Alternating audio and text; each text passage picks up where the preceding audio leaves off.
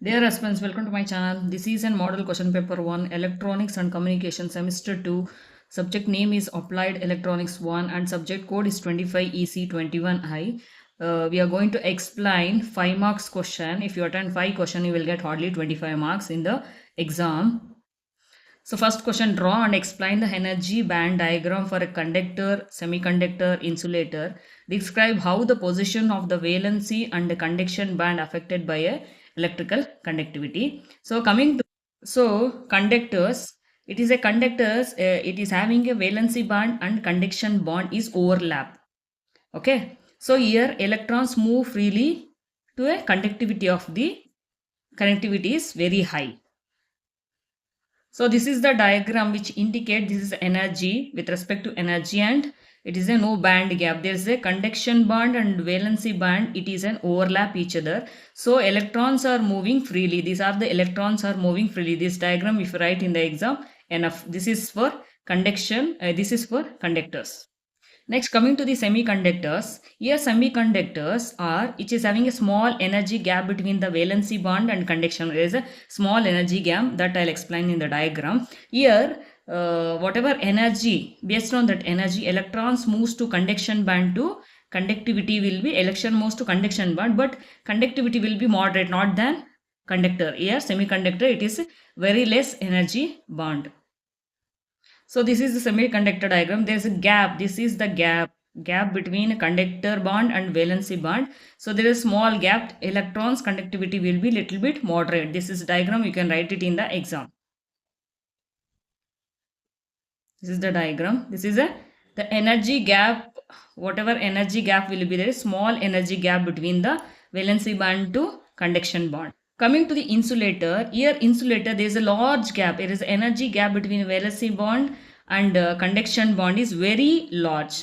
So but here electrons cannot move the conduction bond. Conductivity very low. Why? Because the bond gap will be more. Electrons will not move. That's why conductivity very less. I'll explain coming to the diagram. So this is the diagram. So this will be in conduction band and valency band. There is a large gap compared to both conductor and semiconductor. Into insulator is very large gap. So electrons are very less movement from valency bond to conduction bond. So this is the diagram. There is a large gap. The next question is explain the detailed working bridge rectifier with a capacitive filter. Draw a circuit diagram. Describe how convert AC to DC. Now we are going to write circuit diagram. So this will be a circuit diagram. Okay. So AC main, this is a main. P and S, diode D1, D2, D3 and capacitor and resistor will be there. This is the circuit diagram for, okay. So just see how the circuit diagram which will be looks. Now below I'll explain how the it will be working, how it will be working. We can see later. We just see the diagram. Okay. So coming to the working principle, it is a bridge rectifier consisting of a 4 diode. What I have shown is like a bridge form. Okay. AC, the converting AC into pulsating DC output, input to AC input to DC output. During the positive half cycle AC input, diode D1, D2, okay, conduct, D3, D4 will be remain off when current flows to the load resistor in one direction. Same way in the negative off cycle, D3 and D4 conduct and D1 and D2 remain off. Current again flow through a load same direction, okay. Thus, the both off cycle of AC will be produce full rectification. Okay. After that, the capacitor is connected in the diagram. Have observed that across the load filter, it charges will peak voltage and discharge will be low voltage. It will be reduced. Ripple current will give the smooth DC output because of that capacitors. Okay, where we have to, what is an application behind this, where you have to use, you can use it for DC powers, we can use it for electrical equipments and battery chargers. And next question, photodiode used for light sensing circuit. Describe how the current through a diode changes the light intensity. Explain how the principle can apply automatically switch street light on or off.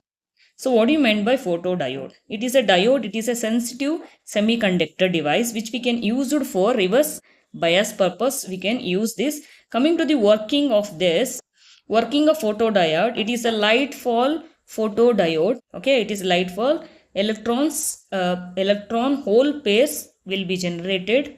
Okay, it is having a light intensity increase.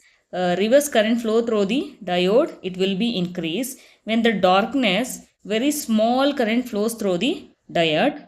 Okay, for example, in the question automatical street light, what is an application behind that? So in during a daytime, high light intensity produce more photo current to control control the circuit to keep the street light off.